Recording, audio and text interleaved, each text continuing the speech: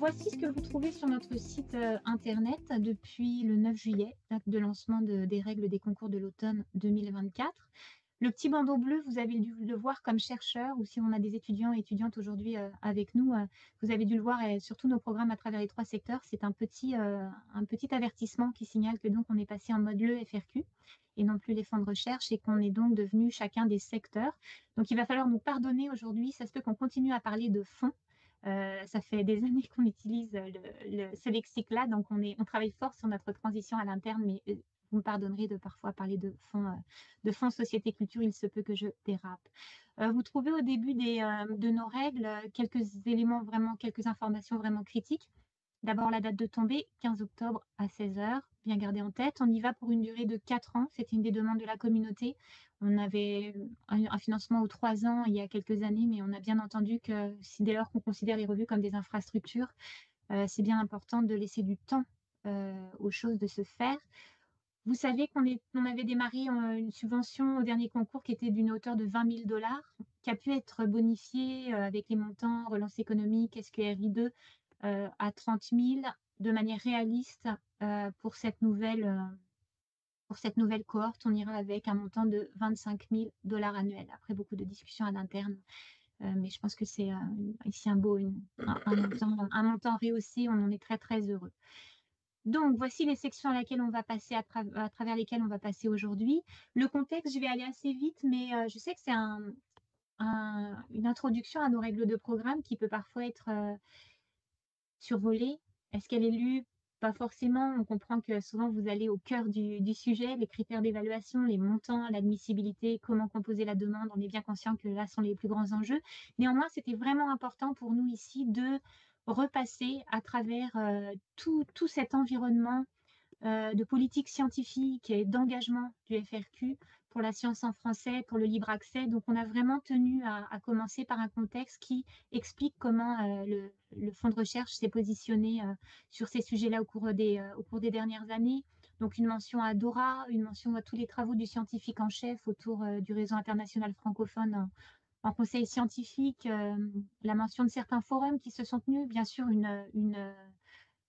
un lien cliquable vers notre politique de libre accès, une mention de la plateforme Agora dans laquelle nous finançons Érudit, etc. Donc, je pense qu'on parlait du réseau. Est-ce qu'on parlait du réseau dans ce...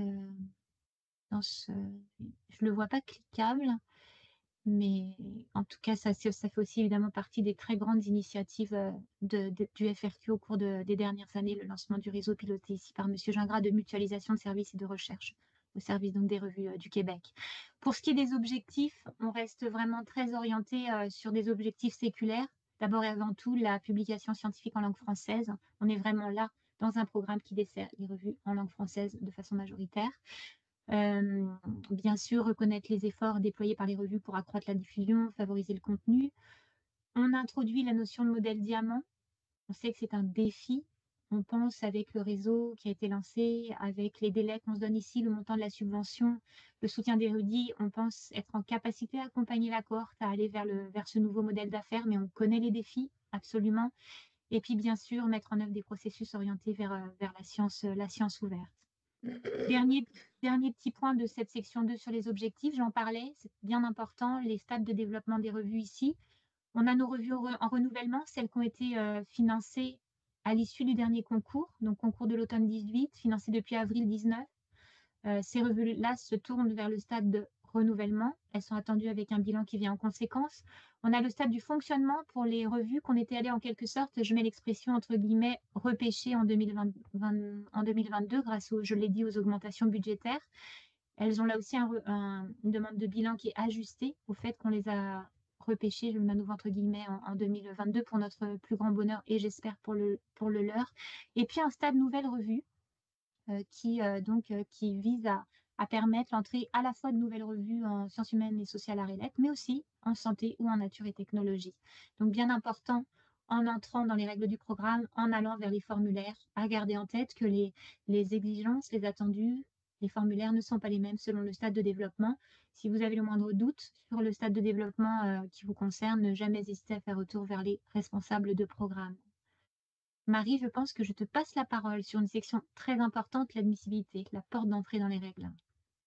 Oui, tout à fait. Alors, je vais partager de mon côté également la première section donc, dont je vais parler, c'est-à-dire effectivement la section qui concerne l'admissibilité. Donc, il y a différentes, vous avez dû le remarquer, là, c'est également une innovation de présenter, sur plusieurs de nos programmes, là, de présenter de manière plus simplifiée chacun des points. Il suffit de cliquer sur la petite flèche donc, pour avoir accès à chacune des sections. Donc, la première condition d'admissibilité concerne celle du chercheur principal ou de la chercheuse principale. Donc, la personne qui endosse ce rôle doit répondre au statut 1 des règles générales communes auxquelles on vous renvoie. Là, il s'agit un peu de la Bible, justement, du FRQ où se trouvent les définitions des statuts. Donc, quand on parle de statut, on est sur du chercheur ou chercheuse universitaire. Ensuite, nous permettons également, en fait, le statut 2 est également admissible à ce rôle dans le cas d'une revue candidate qui ressortirait des domaines couverts par le secteur santé. Donc, Catel l'a mentionné dès le début, hein, c'est un programme qui est ouvert aux 3 secteurs du Fonds de recherche du Québec. Chercheur principal doit répondre aux conditions générales d'admissibilité de la section 2, donc des règles générales communes, et elle doit assumer, cette personne, un rôle de direction au sein de la revue. Il y a ici une petite note importante qui correspond, je crois, à la réalité de certaines revues et nous vous avons entendu également là-dessus. Donc, nous permettons, nonobstant donc les statuts des règles générales communes, nous permettons qu'une personne retraitée puisse endosser le rôle de chercheur principal ou chercheuse principale. Toutefois, une justification et un plan de relève doivent être joints à la demande dans la section appropriée si c'est le cas, mais c'est en tout cas une possibilité qui correspond à la réalité, nous le savons, de certaines revues. Ensuite, nous passons à la section d'admissibilité qui concerne plutôt le profil des revues elles-mêmes, après donc le profil du chercheur principal ou de la chercheuse principale.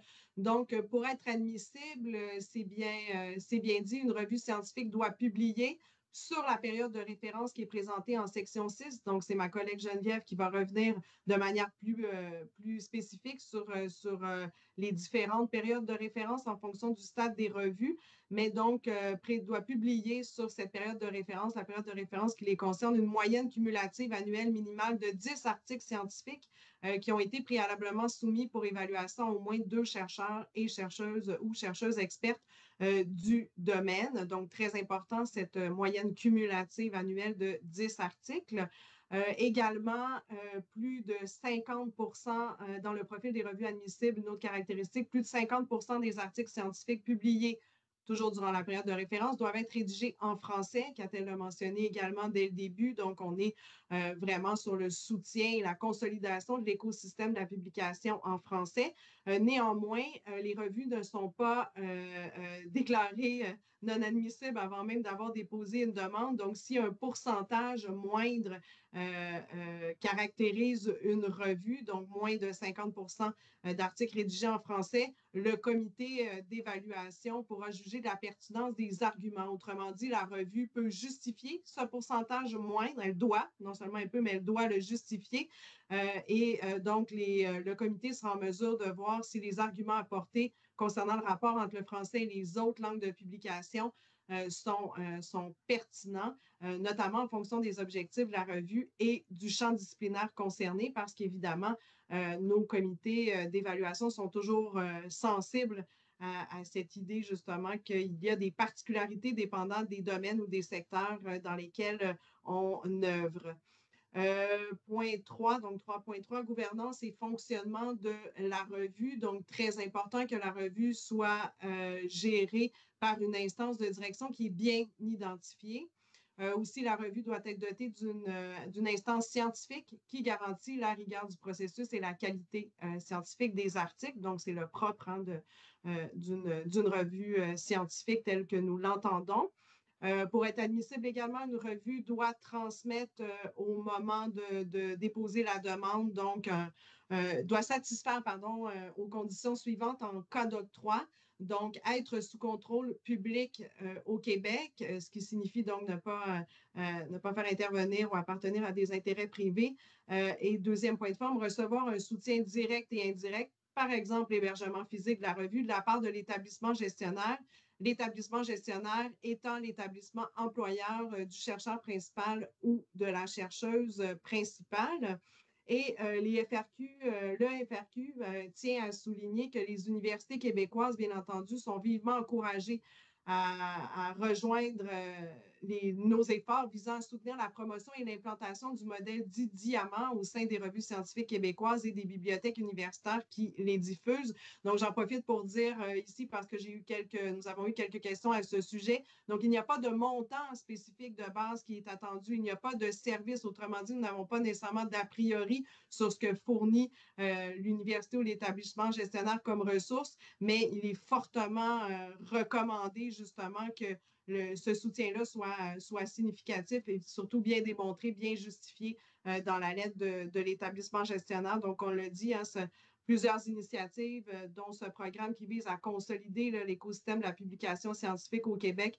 Donc, évidemment, les universités, les établissements gestionnaires sont partenaires dans cette volonté des fonds de soutenir donc les revues scientifiques. Autre point à mentionner également, donc il existe des revues publiées conjointement avec un partenaire hors Québec. Donc, ces revues peuvent être admissibles au programme, mais elles doivent donc évidemment se conformer à l'ensemble des conditions d'admissibilité et démontrer surtout que la majorité des responsabilités en matière de gestion, d'évaluation, de production, de diffusion, relève de la partie québécoise. Et donc, il doit y avoir un protocole d'entente bien établi, bien clair entre les parties québécoises et hors Québec. Et ce protocole doit être joint à la demande de financement. Évidemment, sur tous les points qu'on vous présente, Catel l'a mentionné aussi, quand il y a des points de détail ou des interrogations qui vous viennent, vous êtes toujours bienvenus là, pour qu'on puisse discuter d'un cas plus particulier si jamais vous êtes effectivement, la revue est conjointement publiée avec un partenaire hors Québec. La question du cumul est traitée ici, donc tout à fait possible pour une revue québécoise d'être également financée dans le cadre du programme Aide aux revues savantes du Conseil de recherche en sciences humaines. Le cumul est possible, c'est même bien entendu, on recommande bien entendu aux revues québécoises de se présenter au concours fédéral. Les informations que nous avons là-dessus pour l'instant nous laissent entendre que le prochain concours d'aide aux revues savantes au CRSH aura lieu à l'été 2025. Et pour plus de détails, parce que le Conseil de recherche en sciences humaines, le programme permet également la prise en charge de certains frais, un supplément donc pour des frais de diffusion numérique, ce que nous offrons de notre côté également, donc à l'issue du concours du CRSH, là, les revues qui seront doublement financées par le fonds et par le CRSH devront nous contacter là, afin qu'on puisse bien justement mettre en place et ne pas redoubler, bien entendu, ce type de financement.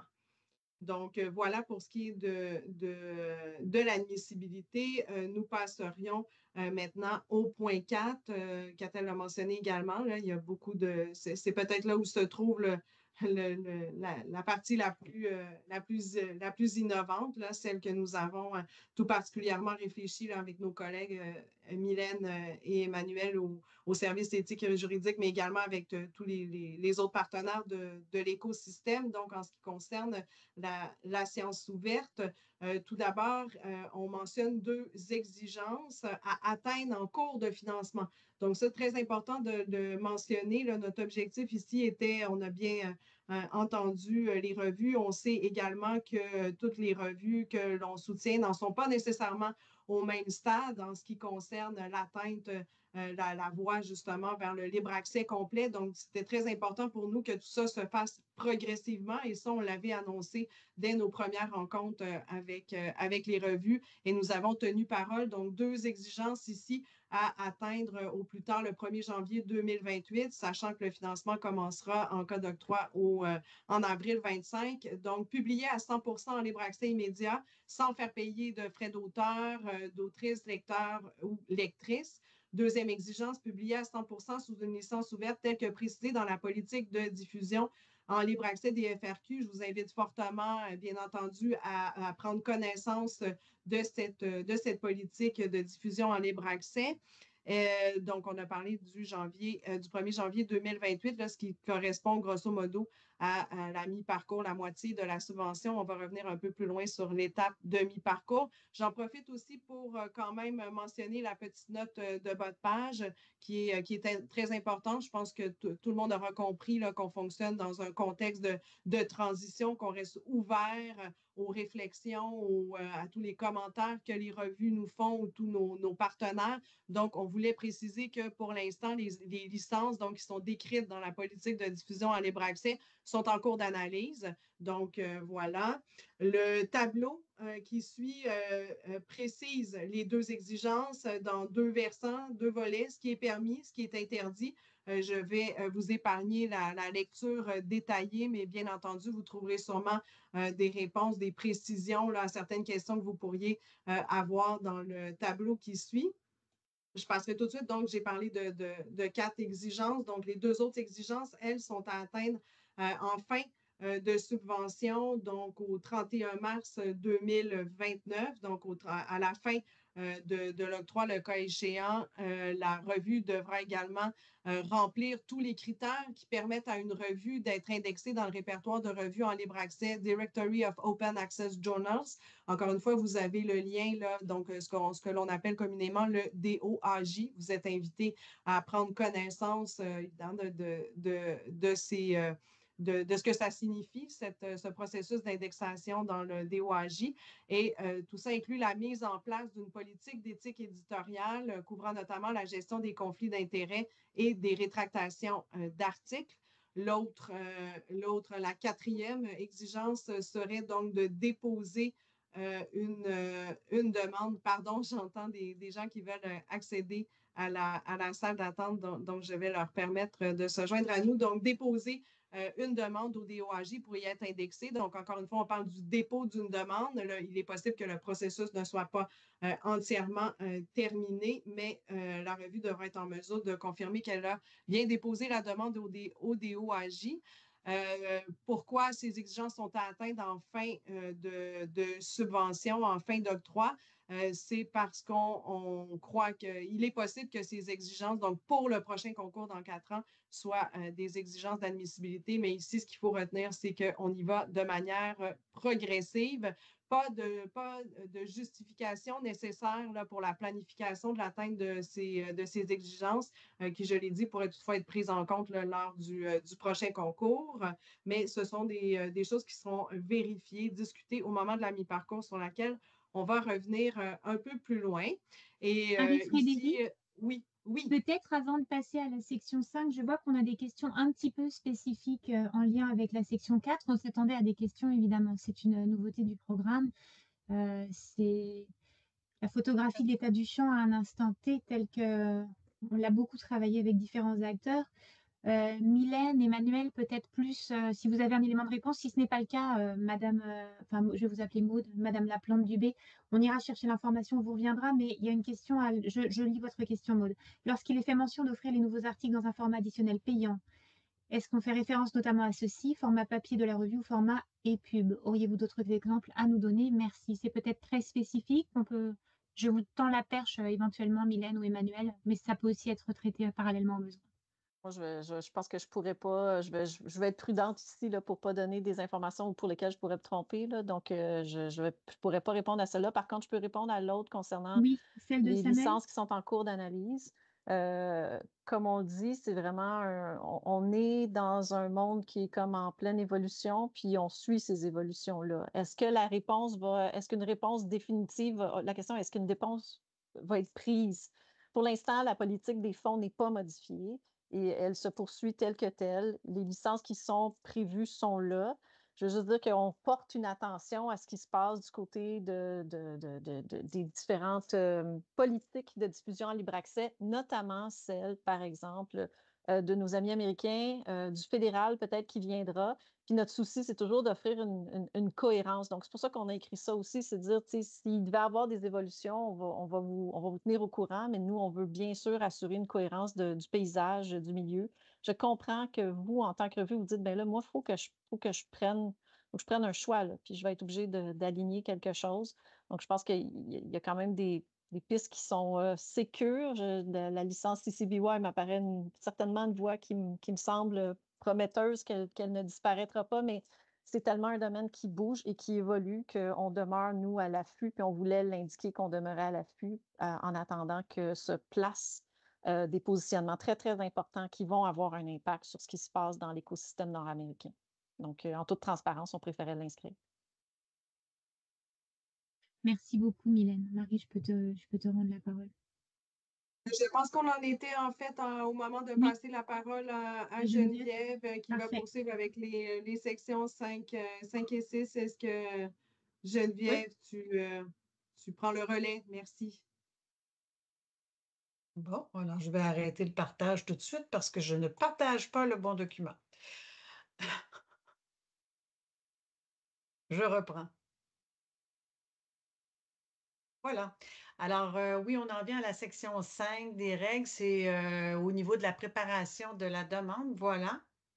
C'est bien simple, en fait, pour les personnes peut-être qui n'ont pas encore ouvert le formulaire dans le portail FRQNet. Donc, il y a 3 formulaires à choisir selon, évidemment, votre stade, nouvelle revue, fonctionnement ou renouvellement. Et pour trouver votre chemin, ben, allez du côté des infrastructures et non de subventions. Alors, pour peut-être les personnes plus expérimentées, à l'époque, c'était du côté des subventions et là, maintenant, c'est logé dans infrastructure. Alors, peu de détails ici là, que vous pourrez lire au niveau du formulaire. Moi, je vais aller plutôt du côté des documents requis. Alors, c'est bien spécifié à 5.2.1 que pour toutes les revues, le chercheur principal ou la chercheuse principale fournit son CV comme un Canadien. La même chose, évidemment, pour la personne qui dirige la revue, qui est au statut 2, donc identifié dans les règles générales communes, et le fichier joint de contribution détaillée. Il y a un gabarit à cet effet qui est disponible dans la boîte à outils au bas voilà ici, au bas des règles. Et l'autre document à joindre donc au formulaire, c'est la justification du budget. Ça devient le seul document que vous avez à joindre, à l'exception des nouvelles revues qui ont un élément de plus. Et donc, cette justification peut aller jusqu'à un maximum de 2 pages. Et vous voyez dans les règles, on a écrit au format Word, en fait, ce que vous préparez en format Word et tout ce que vous préparez en Word, vous le numérisez en format PDF pour pouvoir le joindre donc au formulaire. Et c'est la même chose donc ici à 5.2.2 pour les nouvelles revues seulement. S'ajoute donc à la demande un texte de 10 pages maximum qui répond aux critères d'évaluation que je vous présente dans la section suivante. Là aussi, ce texte que vous avez préparé en format Word, vous devez le numériser et le joindre à la demande. Quelle est la section de la demande? Bien, c'est description du projet ou de la programmation dans le formulaire. C'est un titre que nous ne pouvons modifier. Bien entendu, ici, c'est votre texte de présentation de la revue, pour les nouvelles revues toujours. Voilà. Les autres documents, donc il y a une section à la fin du formulaire qui s'appelle Autres documents et vous avez toutes les revues donc à fournir ces documents, cette liste. Alors, il y a un tableau statistique. Je vais vous laisser évidemment le consulter, ce qui est déjà fait. Il y a peut-être des questions sur le format de présentation. On pourra y revenir à la période de questions. La liste des pairs, donc, qui ont procédé à l'évaluation des articles qui sont soumis à la revue, bien, on veut avoir la liste des pairs puis leur institution d'appartenance. Donc, tout ça au cours de la période de référence du stade, puis je veux la préciser également dans la section 6 pour l'évaluation. La liste des articles scientifiques publiés pour la revue pendant cette période de référence selon le stade, incluant pour l'article, pour chaque article, sa référence complète. On ne veut pas la bibliographie de l'article, on veut la référence bibliographique. Donc, auteur, titre, revue, évidemment, année, nombre de pages, etc. Et donc, cette liste, en même temps, bien, vous en profitez pour préciser quels de ces articles ont été évalués par au moins 2 chercheurs ou chercheuses. Si c'est le cas pour chaque article, mettez une petite note dans le haut de la liste. Si ce n'est pas le cas, bien, indiquez par une astérisque ou toute autre manière de le préciser. Je vais passer donc les autres documents, une lettre d'engagement de la direction de la revue à intégrer le portail de diffusion érudit, les revues québécoises publiées conjointement. Il y a un texte explicatif d'un maximum d'une page, mais aussi à joindre un protocole d'entente s'il y a lieu, là, établi entre les parties. L'organigramme, une lettre de soutien de votre établissement gestionnaire qui atteste que la revue appartient au milieu académique et cette lettre doit détailler les ressources en nature et en argent qu'il met à sa disposition. Et donc, voilà, un document justifiant que moins de 50% des articles sont en français, le cas échéant. On en a parlé plus tôt, une page maximum. Et une justification donc de la désignation d'une personne retraitée, si c'est le cas, qui porte la demande et à la fois présenter un plan de relève pour les années qui suivent. Pour la nouvelle revue seulement, pour chaque année de la période de référence soutenant l'évaluation, on vous demande de choisir un article que vous considérez comme étant le plus significatif, donc en version PDF à soumettre. Et ça, c'est vraiment particulier au formulaire de Nouvelle Revue. Vous allez trouver ce lieu toujours dans la section Autres documents. Alors, je ferme ceci. Oui, ici, on a une petite note. Bien sûr, la date de clôture, Catel Colin l'a mentionné, le 15 octobre à 16 h, mais il y a une approbation institutionnelle donc qui doit se faire et je vous invite donc à vérifier auprès de votre établissement quelle est cette date à l'interne. Donc, il faut d'abord que votre formulaire soit transmis à l'établissement avant, évidemment, cette date finale là, du 15 octobre. Alors, pour la section évaluation, ben voici les périodes de référence dont Peut-être on parle. Geneviève, on va prendre quelques questions parce qu'il y en a plusieurs sur la section OK. à travers laquelle on vient de passer, juste pour être sûr d'en échapper aucune. Parfait. Avec quoi commencer? Comment mesurez-vous une évaluation? Si un article doit passer par 2 tours d'évaluation avec 3 évaluateurs à chaque fois, est-ce que cela fait 6 évaluations? Marie, comment est-ce que tu comprends la question? Oui, bien, écoutez, moi, ce que je peux dire là-dessus, effectivement, j'ai eu quelques questions là, sur le tableau statistique. Je laisserai Geneviève compléter ensuite, mais c'est de ça qu'on parle ici, là, à mon avis. On demande donc le nombre d'évaluations sollicitées, le nombre d'évaluations reçues. On sait qu'il y a de l'interprétation quand il est question de chiffres, là, davantage que quand il est question de mots. Ça peut paraître étonnant, mais je pense qu'on sait que chaque revue, il y a peut-être autant de fonctionnements qui existent de revues. Donc, ce qu'on peut suggérer là-dessus, c'est comme il n'y a pas de gabarit spécifique qui vous est fourni pour présenter ce tableau. Donc, l'idée derrière, c'est peut-être de mettre des notes, des brèves notes, là, sans qu'on parle d'un texte très élaboré, mais pour justement bien expliciter quelle est votre méthode de calcul, là, votre méthodologie. Mais je dirais qu'à la question plus spécifique ici, effectivement, là, ce qu'on cherche, c'est le nombre total d'évaluateurs sollicités. Donc, si vous en avez sollicité 6 par article à chaque fois, vous pouvez établir une certaine moyenne des articles, là, mais c'est vraiment difficile de donner une réponse unique pour chacune des revues. Là, vous le voyez, vous êtes sur 2 tours, la personne, Mme Saint-Pierre, qui pose la question, est sur 2 tours d'évaluation. Certaines revues sont sur un tour d'évaluation. Il y a des revues qui fonctionnent avec des appels de proposition sais. Donc, comme je l'ai dit, il y a autant de fonctionnement qu'il y a de revues. Donc là, ici, l'enjeu, c'est plutôt un enjeu de présentation et d'éclaircissement pour le comité, là, ne pas laisser de doute au comité.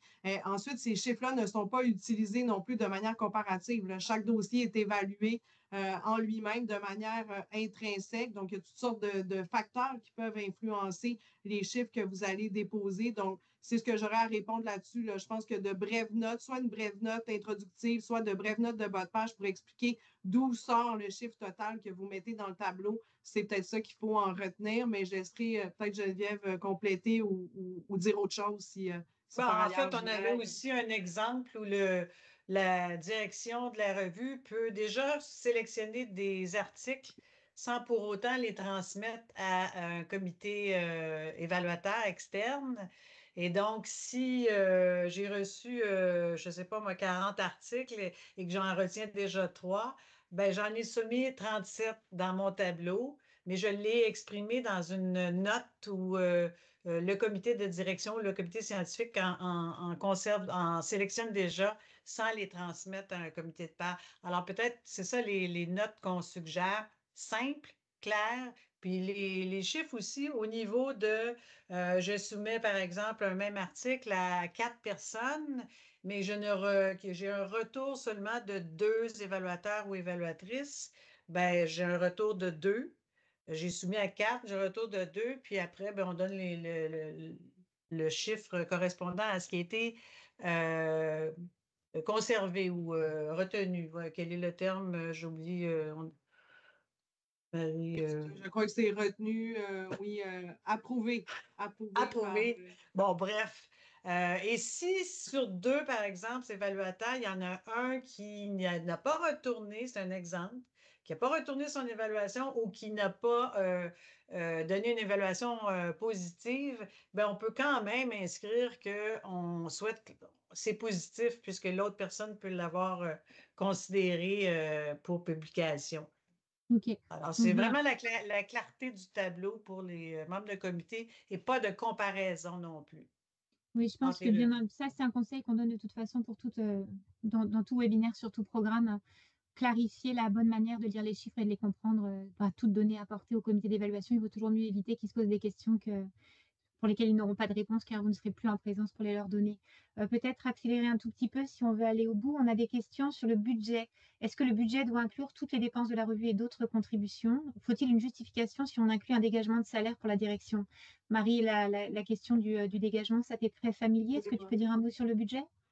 Oui, absolument. Là, commençons effectivement par le dégagement. Là, ça, c'est très clair. Toute demande il y a possibilité de deux demandes de dégagement prélevées à même la subvention. Hein, ça, c'est très clair. Donc, à l'intérieur du 25 000 annuel, il y a un dégagement possible pour le chercheur principal, la chercheuse principale de la revue.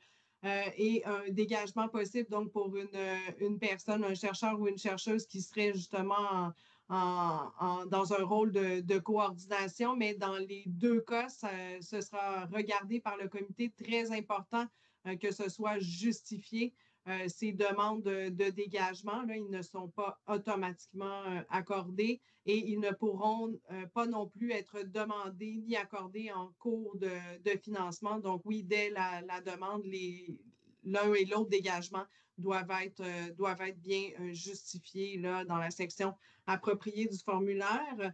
Je sais qu'il y a d'autres questions sur quelles informations avez-vous besoin spécifiquement, inclure un tableau. Bien là, écoutez, il y a déjà un tableau qui va se créer. Là. Je pense qu'ici, on a un enjeu, effectivement, on l'a dit tout à l'heure, tout le monde n'a pas nécessairement ouvert un formulaire, là, mais quand on arrive dans la section budget du formulaire, là, on doit choisir, selon la section 8 des règles générales communes, quelle catégorie de dépenses, quelles dépenses on va intégrer. Donc, le tableau va se créer autrement dit, va générer selon les demandes puis les catégories que vous allez sélectionner. Donc, non, la justification, ce n'est pas de créer un tableau. La ventilation est déjà constituée. La justification, ben, c'est le tableau commenté. C'est pourquoi tel montant dans tel poste budgétaire, si on veut donner des contrats, par exemple, à des étudiants, à des professionnels, pourquoi, quel bénéfice la revue en retire. Donc, c'est vraiment une justification, c'est les commentaires, ce qu'on veut mettre en valeur là, du tableau qui va se générer. Donc, j'espère que c'est plus clair. Mais oui, visuellement, vous allez le voir, le tableau se crée dans le formulaire. C'est bien ça, Geneviève, c'est ça. Oui, puis, C'est bon. Parfait. ouais. Ouais, je vais peut-être aller de l'avant. Effectivement, nous, les dépenses qui nous intéressent, c'est celles qui vont être faites en lien avec la subvention. Évidemment qu'on ne veut pas les dépenses de la revue sur une année complète, sur son fonctionnement au quotidien. Pour ce qui est du deuxième dégagement salarial qu'on a autorisé, c'est vraiment une suite qu'on donne à une demande des revues, telle qu'on l'a entendu, à l'effet que c'est un programme qui, peut-être plus que d'autres, demande l'autorisation de dépenses de dégagement pour contribuer à la bonne vie scientifique, à la bonne vie en fait de la revue. Pour ce qui est de la période de référence pour le tableau statistique, pour le stade du renouvellement, peut-être, Geneviève, je peux te laisser copier-coller le passage des règles qui en parlent et puis le coller dans la conversation, mais c'est très clairement indiqué dans les règles, tout ce qui relève des périodes de référence. L'organigramme, c'est un peu comme sur nos autres programmes d'infrastructure, on vous laisse libre de le mettre en forme. On n'a pas d'attente spécifique. Donnez-vous à voir tel que vous fonctionnez. Euh, on n'a pas d'attente spécifique. On veut savoir comment ça, le comité voudra savoir comment ça fonctionne à l'interne. Oui, la justification de budget, c'est sur la somme, évidemment, on n'a pas. C'est la dépense selon le montant de base annuel qui vous est offert dans le cadre de ce programme. On avait la question de Jane sur les articles les plus significatifs. Là, l'idée, c'est vraiment, comme le comité a rarement le temps de se rendre pour les nouvelles revues dans l'ensemble de numéros qui ont été publiés sur la période de référence, l'idée, c'est de présenter les articles les plus significatifs au sens, un peu comme pour les regroupements stratégiques, quand on parle de réalisation significative, ça va être extrêmement différent d'un regroupement à l'autre, selon leur programmation, leur niveau d'activité, leur spécificité. Les grandes réalisations qui vont nous amener vont être très distinctes d'un regroupement à l'autre. Ici, c'est un peu pareil. C'est vraiment à la revue de sélectionner pourquoi les articles dont elle est le plus fière, et ça lui appartient en fonction de ses thèmes, de ses orientations, de ses enjeux. Marie, je ne sais pas si on a prévu une justification du choix des articles en question. Je sais que dans regroupement stratégique, on demande aux chercheurs de nous expliquer pourquoi ils mettent en avant ces réalisations-là, ou qu'elles s'est laissé à la discrétion du. Donc vraiment, ça revient au chercheur principal et aux gens qui l'entourent de nous soumettre les articles qui lui semblent les plus représentatifs de l'identité de la revue, mais ou d'autres choses. Vraiment, on peut pas. C'est vraiment c'est un espace pour se donner à voir. Donc, on laisse les chercheurs principaux vraiment très libres à cet égard. On peut aller de l'avant peut-être, puis je laisserai Marie-Fred et Geneviève peut-être après la rencontre, de toute façon, scanner les réponses et s'assurer qu'on répond à tout le monde ou qu'on fait un retour. Ben, si tu me permets, juste Catel sur l'organigramme, parce que ça, c'est une question que j'ai eue souvent, puis je ne voudrais pas avoir donné de l'information privilégiée. Je vais profiter de la tribune pour dire qu'effectivement, la présentation est vraiment en entière discrétion du chercheur principal, chercheuse principale et de son équipe. Mais j'ai souvent dit qu'il est certain que l'hybride entre un graphique puis certains commentaires, là, tu vas apprécier des évaluateurs. Là. Donc, on m'a souvent posé la question, est-ce que vous attendez juste un organigramme graphique ou est-ce qu'on peut mettre du commentaire? Puis il y a un nombre maximal de 2 pages qui est permis. Après, vous en faites ce que vous voulez. Mais donc, il est possible, en tout cas, d'ajouter des commentaires si vous le souhaitez. Voilà. Geneviève, je te laisse reprendre. Parfait. Je vais donc poursuivre pour l'évaluation. Je vous ai mis dans la conversation les périodes de référence selon le statut. Alors, de janvier 2020 au 31 décembre 2024 pour les revues en renouvellement et pour les revues en fonctionnement et les nouvelles revues, c'est du 1er janvier 2023 au 31 décembre 2024. Alors, je pense entre autres aux questions qui ont été demandées dans les documents à joindre au formulaire. On nous a demandé souvent pour la période de référence si ça va jusqu'en fin décembre et alors que la clôture du concours est le 15 octobre, qu'est-ce qu'on fait avec les derniers mois de l'année? Ben, ce qu'on vous suggère, c'est d'y aller en vous basant sur des chiffres, des données peut-être des 2 dernières années, ou en tout cas de la dernière année, du moins. Et donc, et on le sait très bien qu'il n'y a pas de publication où vous n'avez pas cette information-là de mi-octobre à décembre, ou même un peu avant octobre. Alors, les revues financées, renouvellement et fonctionnement, donc déjà financées, ne sont pas soumises à une évaluation par les pairs sur la base de critères d'évaluation ni de mise en rang. C'est le bilan, c'est-à-dire l'ensemble des informations qui est fourni dans la demande qui constitue le bilan qui sera jugé donc par un comité et à ce moment-là, si c'est satisfaisant, ben, il y aura un nouvel octroi, un nouveau financement. Dans le cas où le bilan est estimé plus faible, non conforme, on demandera une analyse plus poussée et on retournera vers là où les revues concernées. Alors, là où il y a des critères d'évaluation vraiment à prendre en considération pour les nouvelles revues, les voici ici. Je vais juste vous montrer, cliquez là. Trois grands critères, donc avec une pondération que vous voyez ici, la qualité et l'impact de la revue, la diffusion et son rayonnement pour 30 points, et puis la gouvernance et le fonctionnement à 30 points. Je pense que je ne lirai pas les critères. Je ne sais pas, Catel, si tu penses que c'est pertinent de le faire ici, mais lire les sous-critères qui sont là. Mm. Je peux peut-être juste dire en ce qui a trait aux critères, bon, on peut laisser les gens les découvrir ici, en tout cas les nouvelles revues, celles qui sont concernées. On a significativement vraiment, on avait 5 ou 6 critères avec autant de sous-critères à l'époque, hein, il y a 4 ans. Ici, on a vraiment repris le travail de manière à s'arrimer le plus possible aux critères du CRSH. Ils ne sont pas formulés de la même façon, mais ils visent les mêmes enjeux, ils ont la même cible. On s'est dit que le travail qui pourrait être fourni à ce moment-ci pourrait ainsi être être, comment dire, remobilisé pour une application au CRSH. On avait bien entendu là aussi de la part des revues une demande d'un arrimage peut-être plus net avec le CRSH. Donc, on y a travaillé au niveau des critères. Je vous avoue qu'en termes de calendrier, c'est complètement hors de notre contrôle. Et c'est pas seulement dans ce seul programme. Hein. On se fait beaucoup demander par la communauté de faire en sorte que les calendriers avec le fédéral se chevauchent moins. Mais c'est un défi. C'est pas donc.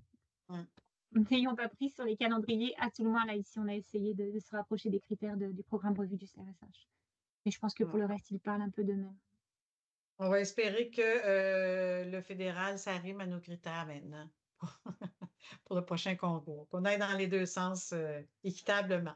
Alors voilà Peut-être, pour... Geneviève, oui? avant d'aller plus loin, quelques questions. On a une question de Baptiste. Avez-vous indiqué que le document organigramme est de 2 pages maximum? Cette limite ne semble pas figurer sur le site web. Est-ce qu'elle est dans le formulaire? Ben, oui, j'ai répondu. Là. Tout ça, Ah, ça se pardon, je voit dans le m'excuse. formulaire, là, dans la section, pour être plus précise encore, dans la section Autres documents. Là. Donc, quand vous cliquez, ça s'appelle cliquer ici, si je me souviens bien, vous allez avoir un tableau qui va apparaître avec le nombre maximal de pages permis pour chacun des documents. Donc, c'est 2 pages pour l'organigramme, mais également, j'aimerais mentionner là-dessus que parfois, vous allez voir 50 pages.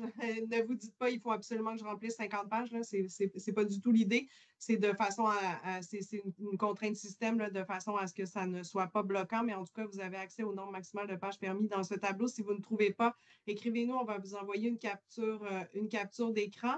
Il y a aussi, je pense, une question sur oui, la lettre. Ben, il y a une question sur que je saisis peut-être mal, là, mais donc la lettre de présentation de la nouvelle revue doit contenir l'argument pour chacun des critères. Non, en fait, c'est un texte de 10 pages qui va vous permettre justement de répondre aux critères. Donc ça doit être joint dans la section qui s'appelle Description de la programmation ou du projet. Ça, encore pour faire une précision, on sait bien que ce n'est pas un projet ou une programmation, là, donc vous allez plutôt répondre aux critères d'évaluation, mais c'est une contrainte système aussi qui fait que nous ne pourrons pas modifier le libellé de cette section, mais donc non pas dans la lettre de présentation, mais vraiment dans la section du formulaire qui le demande. Est-ce qu'il y a d'autres? Oui, question sur le budget. Je pense qu'Atel, tu as déjà répondu, mais je pense que la question vient peut-être du fait que oui, il y a une section sur les autres sources de financement, donc intéressant effectivement pour le fond de savoir là, quel est aussi l'effet levier là, la subvention du FRQ. Donc, cette section-là est à part. Le budget concerne ce que la revue entend faire avec le financement qui va lui être octroyé par le FRQ. Donc, ça, je pense que ça clarifie également. Peut-être, Marie, un petit point oui. sur une question d'Anne à 14h20 sur la réponse à chacun des critères. C'est ce que je viens de Pardon. mentionner. Ah oui, vas-y. Excuse-moi, Non, mais j'avais juste dit, ce n'est je pas une lettre réponds de en rafale à présentation. d'autres questions, donc je Oui, m'excuse, ça c'est se vrai qu'il y a répond. tellement de questions, mais ça, effectivement, tu as raison, ce n'est pas une lettre de présentation, c'est vraiment la section description du projet ou de la programmation. Geneviève, est-ce que tu vois, c'est vrai qu'on défile plusieurs questions. Je vois une question Ouais. sur le lectorat, là, je l'ai vu passer, je ne la retrouve pas. Est-ce qu'on veut des statistiques sur le lectorat? En fait, les statistiques qu'on veut sont vraiment celles qui sont à la section tableau statistique, là. Donc, nous avons significativement allégé là, hein, les demandes, là, contrairement au tableau. Donc, peut-être c'est à ça que vous pensez, M. Leloup, mais les seules statistiques qui sont demandées là, sont celles qui sont que Geneviève projette actuellement. Donc, non, pas de statistiques spécifiques sur le lectorat pour ce concours-ci. Ben, écoutez, je pense que s'il y a des questions qui ne sont pas répondues, on aura du temps pour une période de questions. Vous pourrez les ramener à l'oral parce que c'est vrai qu'on essaie de suivre là, dans le déferlement des questions, mais sans doute on en oublie peut-être. Donc, voilà, Je quel voudrais est-ce que tu juste, veux? ouais, ici, je veux juste montrer la section autres documents. Pour les pages, quand vous voulez savoir le nombre maximal de pages, là, ça se présente comme ça. Vous avez le tableau statistique. Donc, vous allez joindre votre fichier là. C'est un nombre de 10 pages maximum.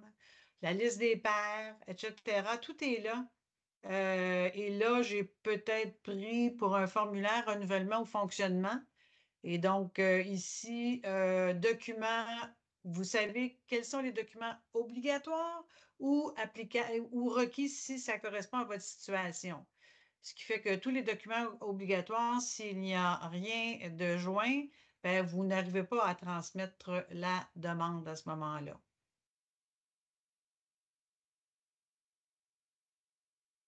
Voilà.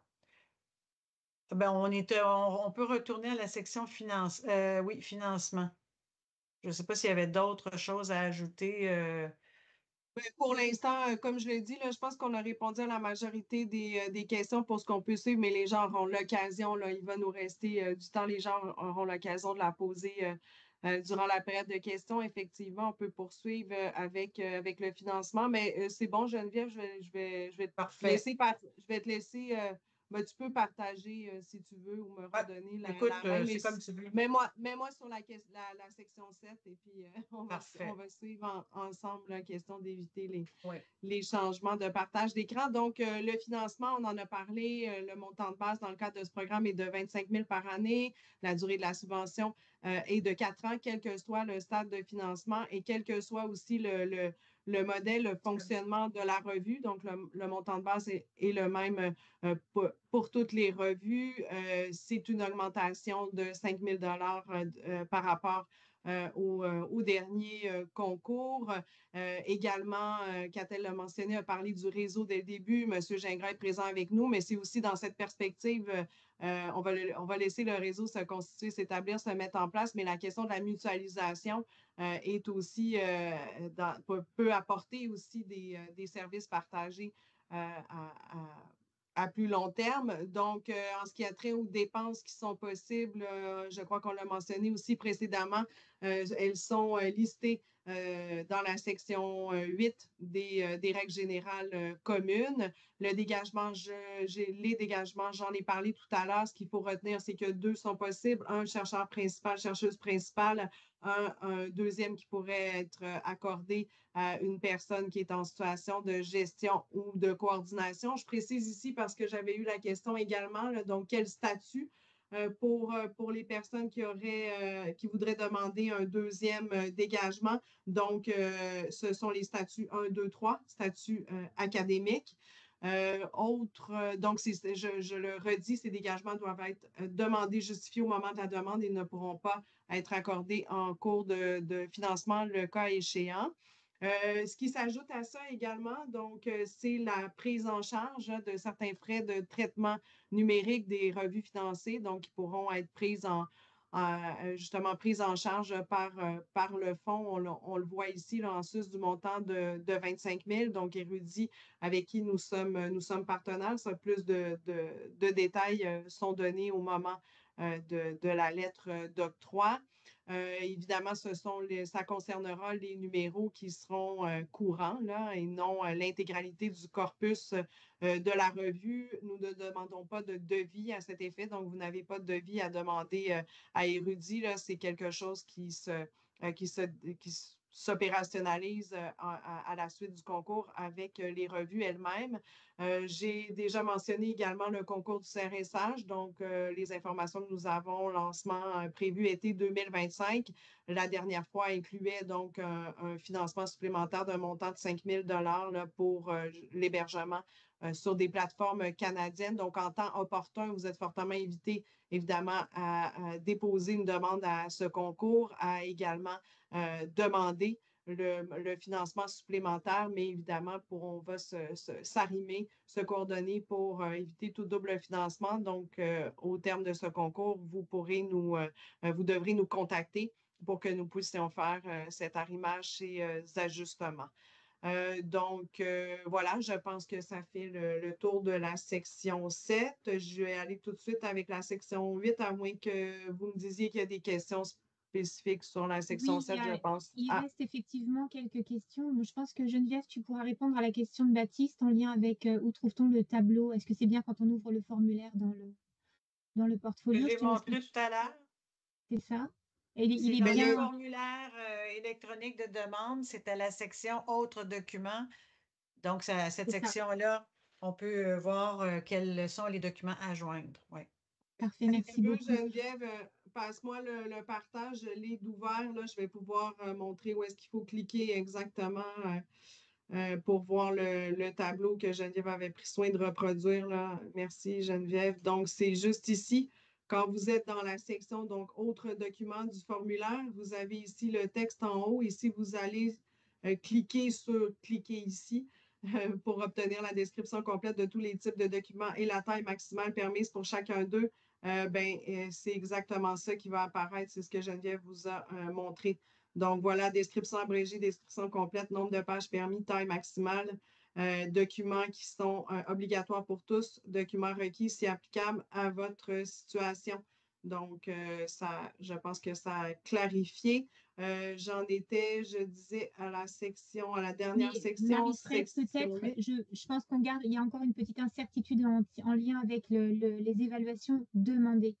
Parle-t-on du nombre total de personnes que nous avons contactées? On en a parlé en début de rencontre. On a aussi parlé d'évaluation à l'aveugle. Peut-être, est-ce qu'ici, parce que je sais qu'on a déjà évoqué ce point, est-ce qu'il faut à nouveau apporter des précisions ou est-ce que...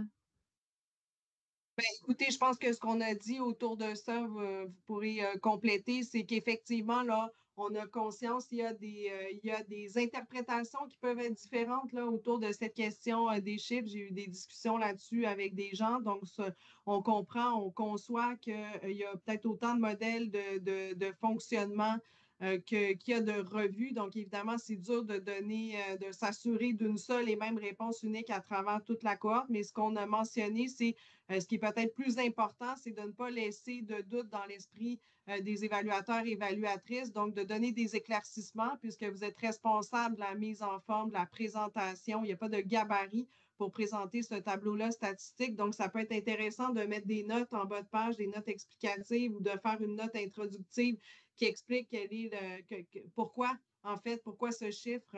Mais évidemment, là, généralement, on parle du nombre. Les évaluations demandées, à mon sens, ici, ce serait le nombre total de personnes à qui vous avez demandé. Mais effectivement, ça peut être explicité. Là, on le dit au début, certaines revues peuvent fonctionner par appel de propositions, d'autres enfin, il y a tellement de modèles. Donc, pour faire mieux parler les chiffres et puis donner un portrait concret au comité d'évaluation en ce qui concerne votre revue qui est évaluée de manière intrinsèque. Là, donc, peut-être mettre des notes explicatives. Je pense que c'est la solution à privilégier. Est-ce qu'on doit J'ajouterais, Marie-Frédérique, que si l'évaluation est faite par des pairs, c'est une évaluation à l'aveugle, on peut l'ajouter dans la note. Si ce n'est pas le cas, on peut décrire un petit peu comment vous procédez pour cette évaluation par les pairs. Mais ça ne vise pas que les évaluations à l'aveugle. C'est Non, vraiment... effectivement. Ah oui, j'avais oublié ce point, merci.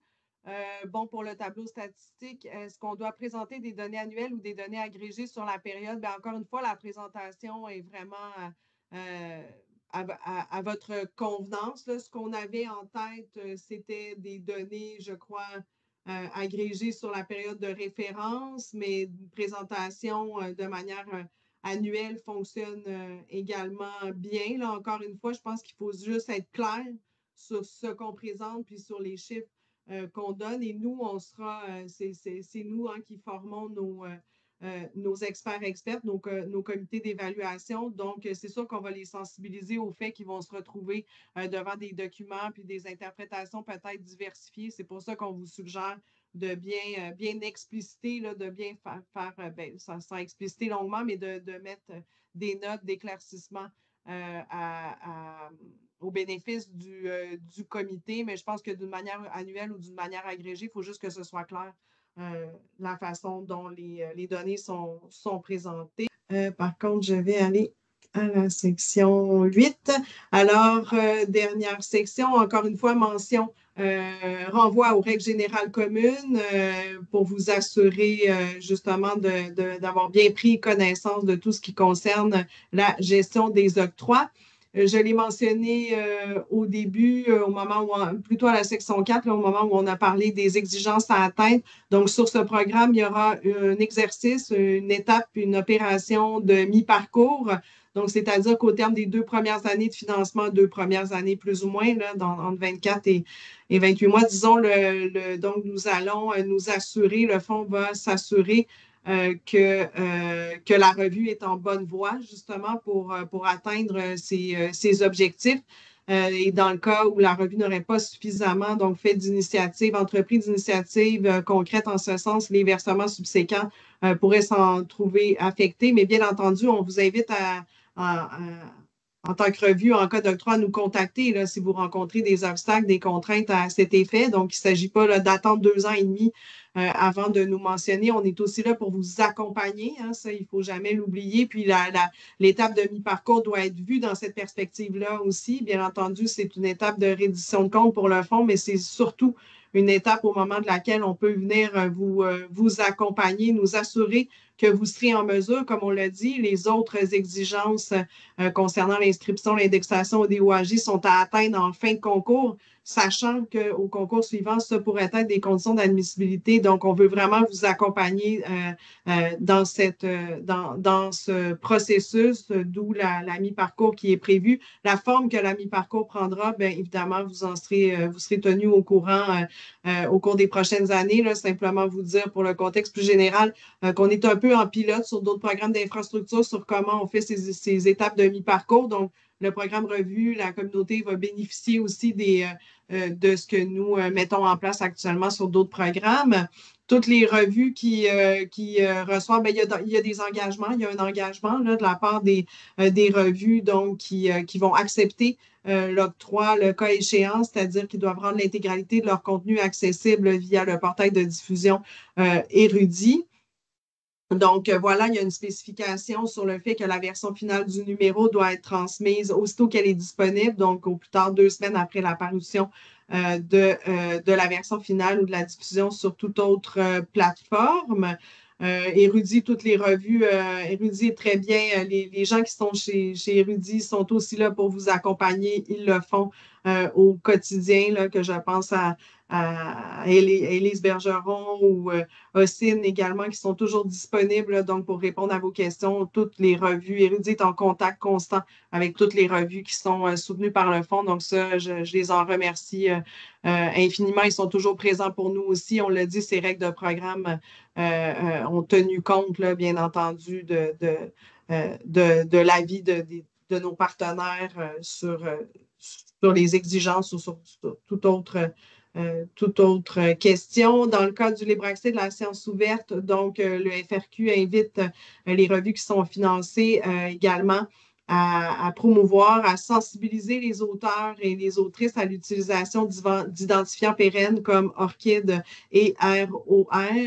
Donc, voilà, ça, c'est également une recommandation là, qui sera faite aux revues en cas d'octroi. Les revues financées pourront bénéficier. C'est ici, je pense, Catel, qu'on a parlé du réseau québécois de recherche et de mutualisation, là, donc, dont M.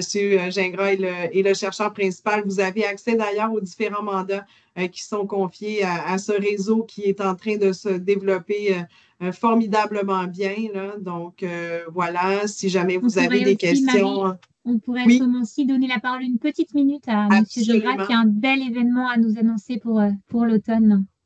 Absolument, c'est tout à fait le bon moment. Donc, M. Gingras, je vais arrêter le partage et vous allez pouvoir prendre la parole. Voilà. Peut-être juste quelques mots, M. Gingras, sur ce beau réseau et ce qui s'en vient cet automne. Merci beaucoup. Bonjour à toutes et à tous. Je ne vais pas prendre beaucoup de temps parce que je sais que vous avez des questions importantes. J'ai été moi-même directeur de revue. Et ce réseau-là, dont vous avez probablement entendu parler, il est là pour les revues scientifiques du Québec. Donc, on est là pour vous. Il ne faut pas hésiter à venir auprès de nous, à nous solliciter. Alors, évidemment, pour la préparation de cette demande, on sera moins présent que pour la prochaine, puisque le réseau se met en place. On est financé seulement depuis le mois de juin. Mais dès le 25 octobre, et c'est l'événement auquel Catel faisait allusion, on vous invite à participer à une journée, à une rencontre donc, de l'ensemble des directions de revues avec les différents membres du réseau. D'abord autour d'une journée d'études, autour de la question pourquoi des revues savantes? Donc, quel est notre mandat comme lecteur de revue?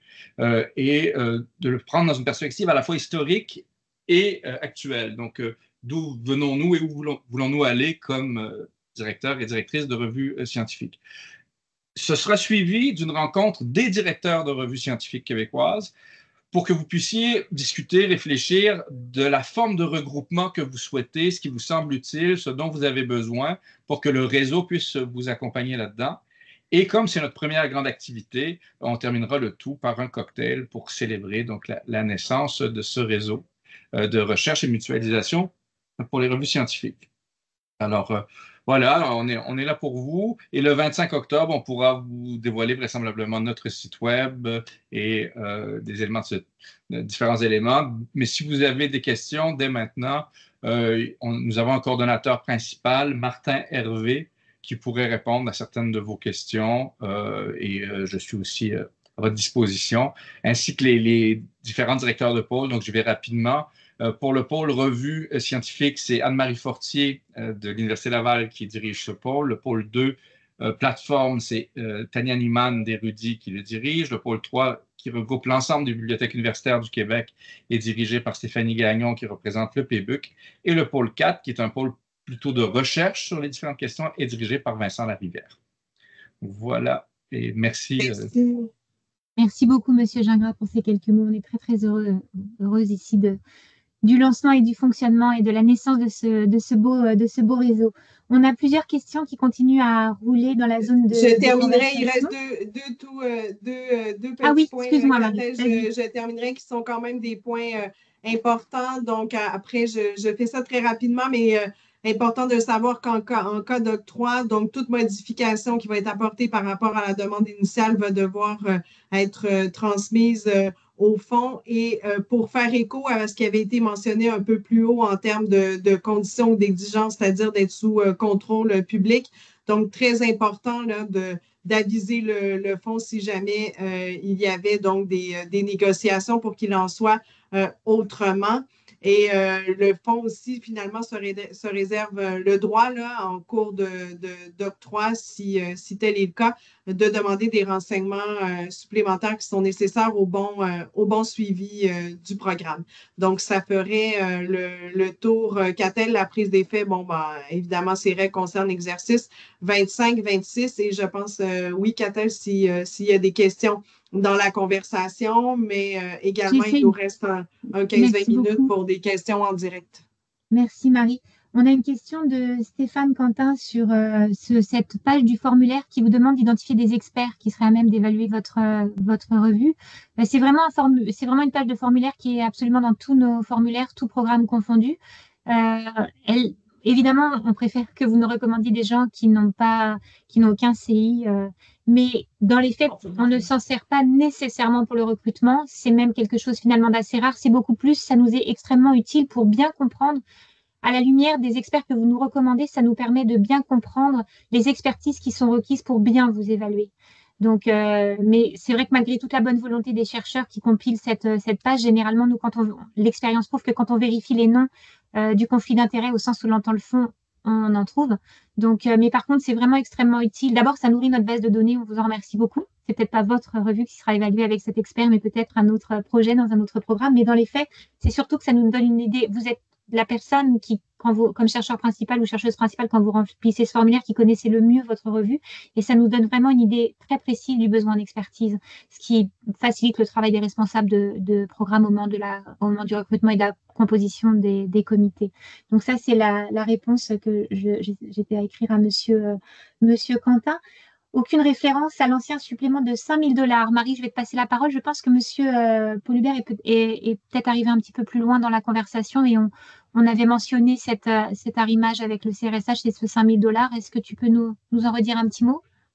Oui, tout à fait. Mais nous avons encore effectivement ce partenariat avec Érudit. Là, il y a tout un passage. J'ai fermé la page par inadvertance, là, mais peut-être, Geneviève, tu peux la projeter sur l'intro. Mais au moment où on parle du fait justement que les revues qui sont recommandées peuvent bénéficier là, de certains services auprès d'Érudit, des frais de traitement numérique. Donc, ça, évidemment, en cas d'octroi, c'est une possibilité qui vous sera annoncée là, en temps et lieu. Mais si on parle plus spécifiquement du 5 000 $ qui est accordé généralement par le CRSH, oui, il y a un arrimage qui va continuer d'être fait. Donc, les revues sont fortement invitées à déposer une demande au prochain concours du CRSH qui est prévu pour l'instant à l'été 2025 et à demander également ce financement supplémentaire là, pour frais de traitement numérique et ensuite donc de revenir vers le fonds puisque Érudit peut dans ces cas-là, comme ça a été le cas par le passé, offrir d'autres types de services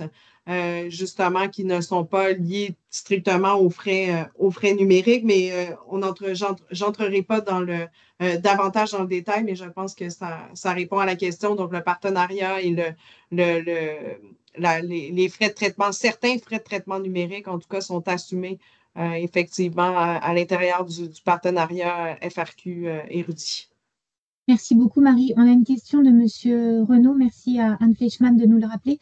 À l'effet, là, on est en lien avec la question de la période de référence 23-24, une nouvelle revue. Si un numéro initialement prévu en 22 est paru en 23, est-ce qu'on doit l'inclure? Moi, je poserais d'abord la question, est-ce qu'il est numéroté pour 2022? Donc, est-ce qu'il a du retard? Alors, ce que je vous propose, je l'avais dit en introduction, les questions un peu plus spécifiques d'admissibilité, on va les garder pour des échanges avec les responsables de programme. Sollicitez-les par courriel. Elles peuvent vous appeler, un appel téléphonique, une visio pour clarifier les questions d'admissibilité et de compilation de données. Mais on ne va peut-être pas entrer dans la dentelle des cas particuliers. Mais gardez votre question absolument, puis adressez-vous à Marie-Fred et à Geneviève. Elles vont se faire un plaisir de vous répondre. Oui, rapidement, jusqu'à oui, ce que j'allais dire, c'est sûr que quand la date sur le numéro et que l'année des articles est 23, c'est ce que les évaluateurs vont voir. Là. Donc, même si vous aviez prévu le faire en 22, ça va devenir pour eux difficile de le valider. Mais oui, aucun problème à nous écrire pour qu'on le détaille. Mais d'emblée, j'aurais tendance à dire que l'année qui paraît sur le numéro et dans la référence de l'article, c'est évidemment l'année qui devrait être retenue, mais on pourra effectivement avoir un échange à ce sujet. Là. Vous pouvez toujours écrire à l'adresse générique que Geneviève vient de remettre dans la conversation. Merci beaucoup. On a des questions des mains levées, mais je vois une question sur le concours suivant. Je vous avoue que c'est assez loin pour nous. On va déjà aller au bout de celui-là. Mais évidemment, on parle d'un financement de 4 ans, donc le prochain concours serait dans 4 ans. Généralement, quand on a un trou entre 2 concours, on prolonge le financement quand c'est en lien avec des choix de politique scientifique qui sont les nôtres ou d'enjeux budgétaires ou d'enjeux organisationnels. Bien sûr, on prolonge d'une année. C'est arrivé, notamment pendant la Covid, toutes nos infrastructures se sont vues prolonger d'une année. Mais normalement, excusez-moi. Oui. Excusez-moi, en fait, Anne-Marie travaille avec moi. Donc, juste en termes de précision, c'est que, bon, je sais que vous avez dit qu'on ne rentrait pas dans les détails des cas spécifiques, puis on va vous contacter spécifiquement, mais nous, on se questionne sur l'admissibilité, sur la possibilité de dire est-ce qu'on soumet cette année ou l'an prochain pour avoir plus de données, etc. Donc, de ce que je comprends de ce que vous dites, c'est qu'il n'y aura pas de concours forcément l'an prochain, ça va aller dans 4 ans. Oui, effectivement, la durée de la subvention est de 4 ans. Est-ce qu'on peut penser que d'autres initiatives pourraient surgir? Mais en tout cas, historiquement, le concours revient aux 4 ans. Ce serait extrêmement étonnant qu'ils reviennent l'an prochain. On peut jamais jurer de rien, là, mais comme Catel l'a dit, c'est plutôt l'inverse. C'est qu'à certains moments, parce qu'on était encore en transition, en questionnement, on a reporté le concours d'une année. Donc, c'est plutôt dans ce sens-là que c'est allé. Donc, non, effectivement, si c'est maintenant ou dans 4 ans, là, je pense, la réflexion que vous devez avoir là, dans le contexte actuel. Merci beaucoup. On a une question de Madame Vandelac. Allez-y, Madame Vandelac, on ne vous voit pas.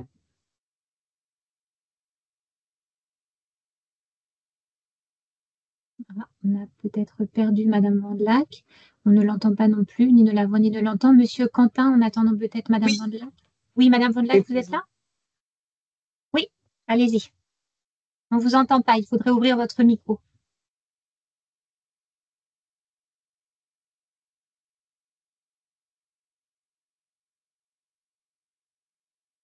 Ce que je vous propose, Madame Vandelac, comme le temps passe, on va prendre Monsieur Quentin. Allez-y, Monsieur Quentin, puis on va revenir à vous, Louise. Oui, 2 toutes petites questions. J'ai un numéro qui va être publié par Érudit en novembre 2024. Donc, quand je vais présenter les articles qui ont été publiés, je ne pourrai pas présenter les références complètes dans mesure où je n'aurai peut-être pas de DOI qui va avoir été attribué. Je n'aurai pas de numéro de page non plus nécessairement. Mon infographie ne sera pas terminée, la mise en page. Donc, ça ne pose pas problème que les numéros, ça soit incomplet. J'aurai juste à indiquer que ça va être, c'est en préparation dans le fond. C'est bon? Oui. OK. Puis, dernier détail, là, je vais vous faire sourire, là, vous allez me trouver, mais on nous indique que pour la lettre, pour les nouvelles revues, on a un document de 10 pages pour répondre aux questions qui correspondent à la grille d'évaluation. On a 3 rubriques, puis dans chacune de ces rubriques-là, on a des sous-rubriques, et on nous indique de répondre dans les 10 pages en suivant exactement l'ordre de présentation des rubriques et sous-rubriques. Je veux juste savoir s'il y a une marge de manœuvre, parce que c'est comme quand je prends, supposons, la première qualité impact de la revue, j'aimerais pouvoir la présenter dans son historique, la revue, la mettre en contexte avant de parler de la rigueur du processus de sélection. Est-ce que je suis tenu de suivre l'ordre qui... Parce que c'est vraiment indiqué dans le formulaire. Peut-être, je vais laisser mes responsables de programme compléter, je vais vous donner le principe général. C'est sûr qu'on invite, l'expérience de comité démontre, puis peut-être que comme évaluateur, vous l'avez vécu, ça peut être un immense irritant pour un évaluateur qui a des grands critères à évaluer, de trouver les éléments qui répondent aux critères disparates, éclatés à travers toute la démonstration et de chercher l'information. Donc, on vous invite autant que possible vraiment à avoir une approche qui tienne compte des critères. Mais bien sûr qu'à l'intérieur du critère, votre argument peut avoir toute sa souplesse. L'important, c'est que l'information y soit. Mais c'est vrai que défendre la gouvernance dans le critère diffusion, ça va être embêtant pour le. On fait attention aux irritants. Donc c'est vrai qu'on peut avoir certaines demandes, certains chercheurs vont carrément y aller avec notre critère puis le sous-critère en mode je mets le titre et puis je fais mais on a aussi des démonstrations beaucoup plus souples. L'important est que l'information et la réponse aux critères y soient. Mais c'est sûr qu'on vous invite à bien tenir compte des grands critères à vous assurer qu'à l'intérieur de la démonstration que vous faites en lien avec le grand critère, tout ce qui relève du sous-critère a été répondu pour que l'évaluateur ne soit pas en quête de points manquants en quelque sorte. Je ne sais pas si ça répond, mais je pourrais laisser Marie et Geneviève. Ça fait bien longtemps que je ne fais plus je suis plus sur les comités, sur les chercheurs, mais allez-y les filles si j'ai oublié quelque chose. Rien à ajouter pour ma part. C'est beau, merci. Je vais me permettre, dans le fond, pour certaines sections, de modifier l'ordre des sous-critères, mais je vais respecter les grandes sections. Ça va faciliter ma job, ça va rendre la lecture du document beaucoup plus intéressant pour les évaluateurs. Absolument, ce qui est toujours un gain. Et vous savez, on a aussi droit à toutes sortes de traitements de l'information dans les demandes. Il y a des chercheurs qui vont nous ajouter des croquis, qui vont nous mettre des tableaux.